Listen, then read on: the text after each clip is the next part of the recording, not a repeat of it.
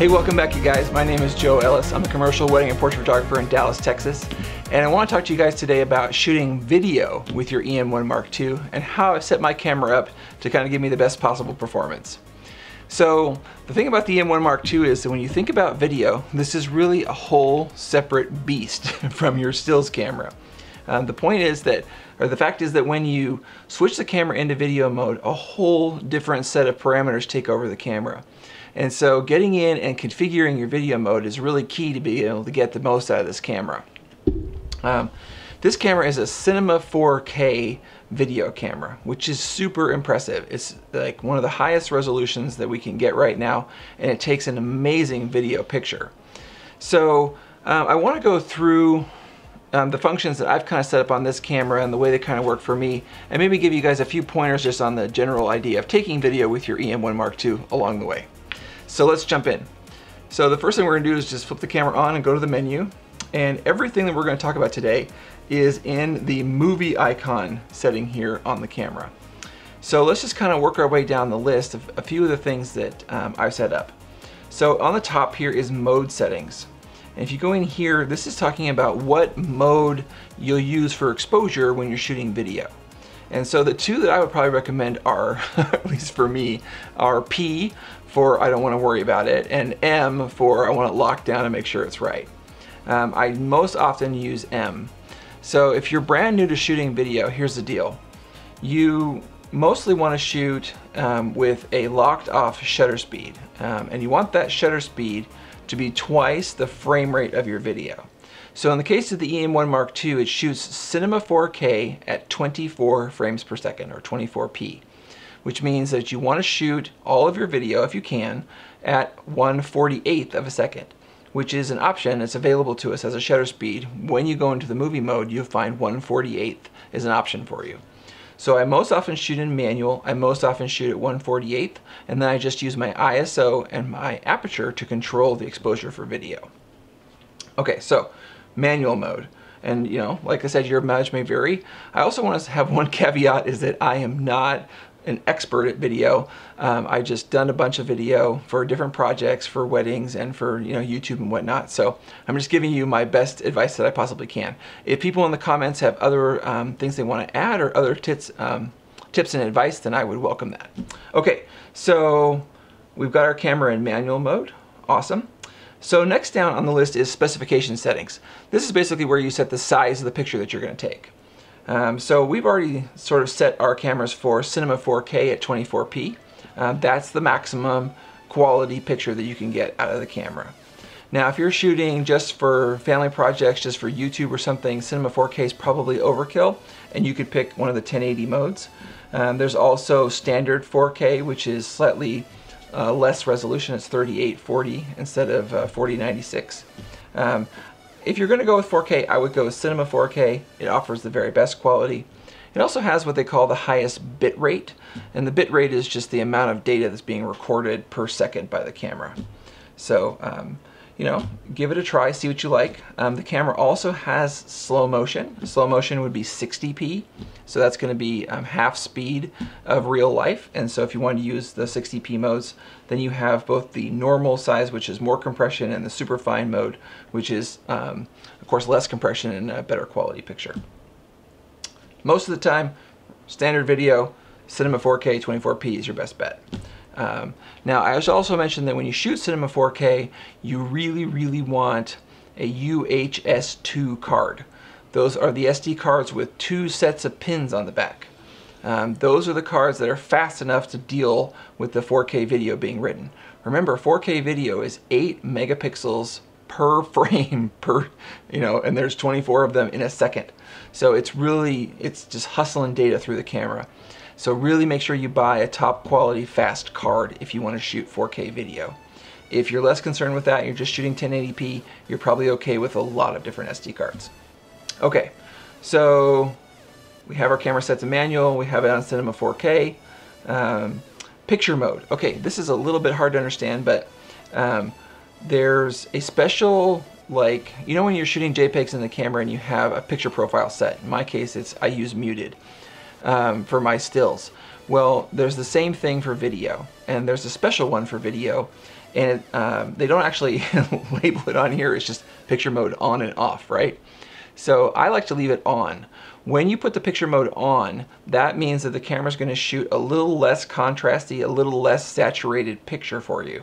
And that means that you have more ability to grade and push that picture around when you're in your editor like Premiere. Now don't get confused, this is not as like flat and crazy as like what you've heard about, you know, S-Log and all of these super flat profiles. This is actually pretty usable. The only thing that I do with the flat picture profile on the Olympus cameras is add a little bit of, you know, contrast or change the exposure a little bit in post-processing. It's nothing too crazy. So I think it's worth using just to give you a little added space if you do need to push something around. It's a lot like editing JPEGs, remember. So a little extra help in that regard, if you need it, is always welcome. Okay, so boom, we got our specification settings done. All right, picture mode on. So that's that special sort of flat picture profile. Okay, so AFIS settings. I actually feel like, and this is how the camera is set up, that it's actually beneficial to have all 3 autofocus modes available to you when you're shooting video. Sometimes you want just to be able to just push a button and get it to focus on whatever's in front of the camera. Sometimes you want to be able to track what's happening in front of the camera because somebody's moving. And sometimes when you really want to get critical focus and your video camera's on a tripod, then you want to be able to just use manual focus, like the picture you're seeing of me right now. It's locked off, there's no hunting, the camera's not trying to do anything, and it creates a just nice stable picture. So I set it generally up for CAF, for continuous autofocus. And so that's where you set that here, AF mode, CAF. And then I turn the image stabilizer on this screen to MIS2. MIS2 means it's just using the sensor-based mechanical, if as it were, image stabilization. It's not doing any digital image stabilization, which degrades the quality of the image. So, you know, we already have a fantastic image stabilizer built into this camera. I don't see the need to use both the mechanical and the digital image stabilizer.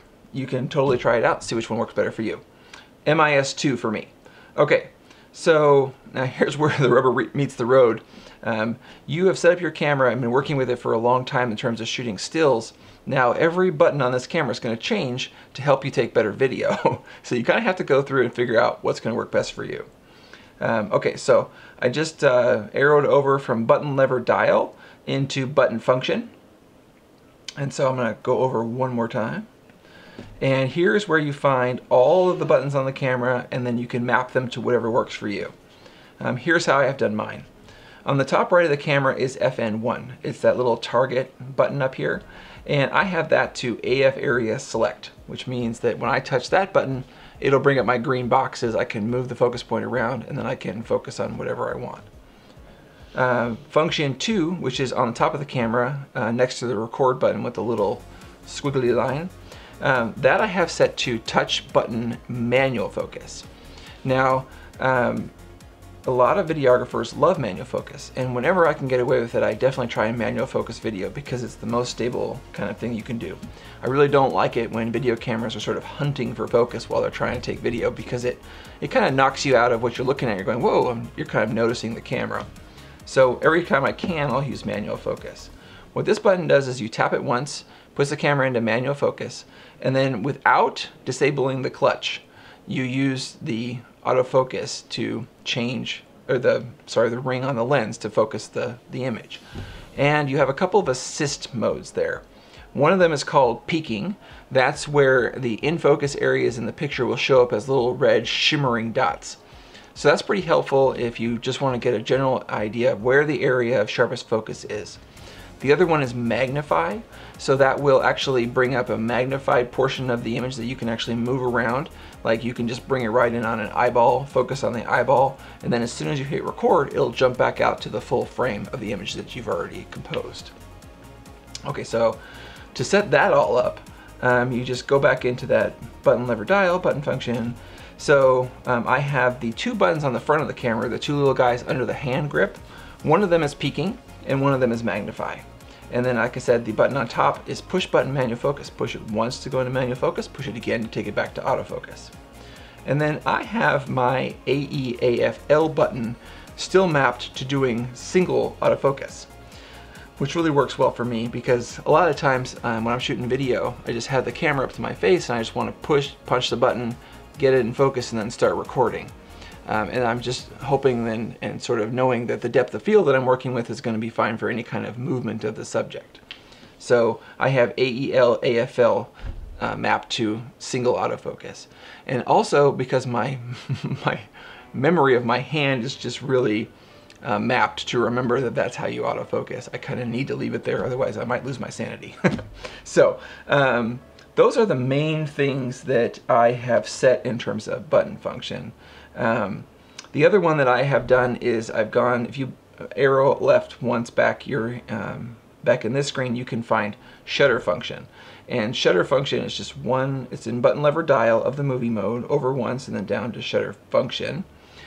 Here you can choose whether to use the red record button or the shutter itself to start recording video.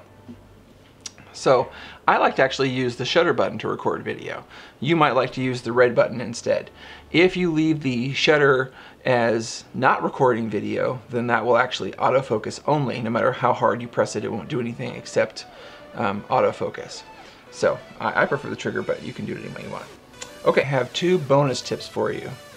Now we've got this thing configured. The first one has to do with audio.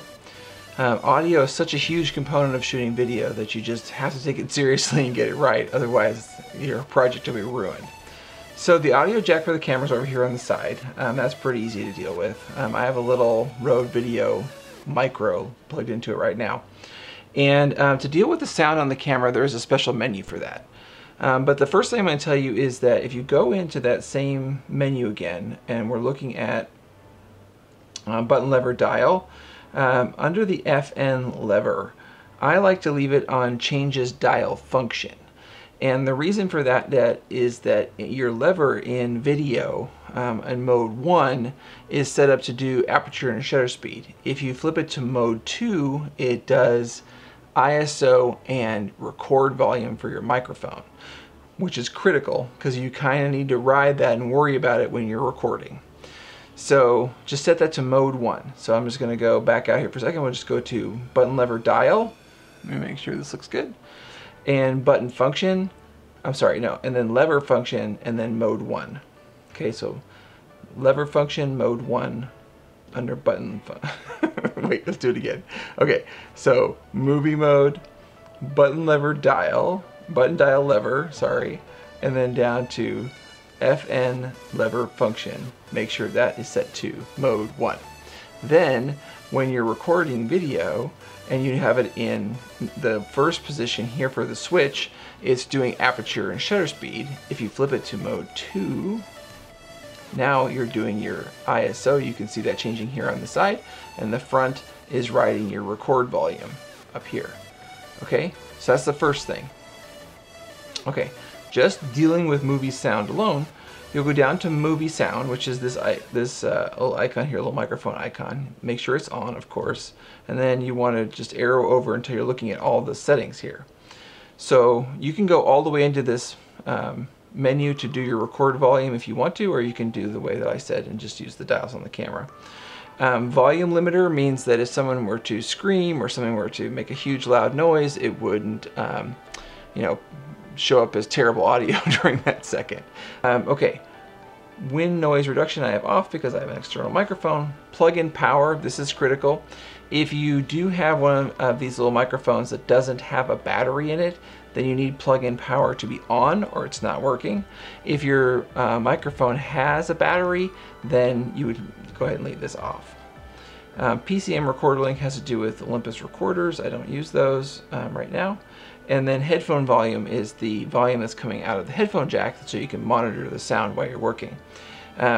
That's really important to do, and I like to leave that at a pretty moderate level because I don't want the volume so high on the headphones that I think I'm getting great audio when actually it's pretty quiet.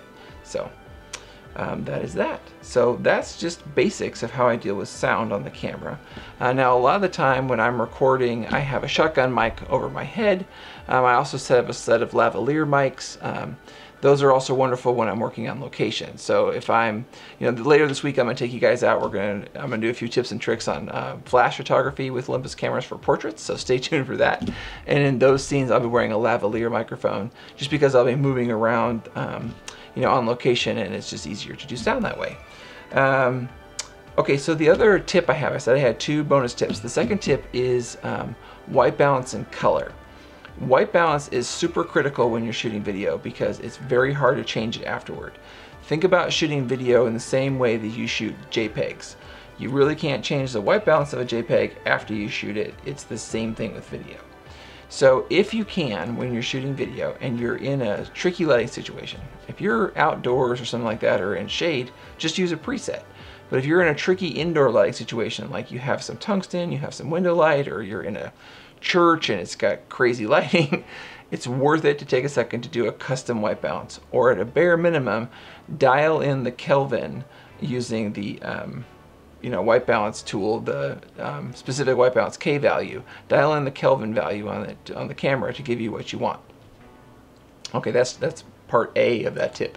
Part B is that I learned a lot, recording video about the quality of light from different video lights, and I would tell you that there's a big difference in the color and consistency and quality of light coming from different video lights. If you're shooting stills and you're using even a cheap video light, you can shoot raw and deal with that color another way. But if you're doing video with those lights and they're like cheap ones, it can really throw the color off in your video. So when you go shopping for video lights, if you want to do some recording that like in a studio kind of setting like I am, try and find video lights that have a really high, what they call CRI. And that just means that the color coming out of the lights is really clean and will give you much better looking video. And I believe that a really good light is somewhere in the 90s for CRI. So those are my bonus tips. This is such a fantastic video camera, you guys. It does an awesome job for so many applications, and I know that there's a lot of people out there, even since I started doing YouTube videos over the last couple weeks, who have reached out and said, what do you use for recording video? And all that kind of good stuff. So hopefully this is at least a mini primer on setting up the camera, and just for someone who's getting into this, maybe like a starting point for where to look and what settings they might want to look at for their camera. There's a whole bunch more resources online just about how to capture video and about stabilization and about gimbals and all that kind of good stuff that I probably won't get into. But suffice to say that this camera can do just about anything that you want video-wise, and it has a ton of features. So get out there and give it a try. If you guys have suggestions for me or for other people on better settings or different settings for video that you love, please share them in the comments, and we'll talk there. And like I said, later this week I'll be posting another video. It's tips and tricks using Olympus cameras and for flash portraiture lighting. So look forward to that, and I'll see you guys in that one. Talk to you soon. Oh, don't forget to subscribe, notification bell, all that kind of good stuff. Find me online, josephmark.com, JOSEPHMARK. And if you want to find me on Instagram, it's josephmarkphoto, which is just josephmark, PHOTO. I'll talk to you soon. Thanks, guys. Bye.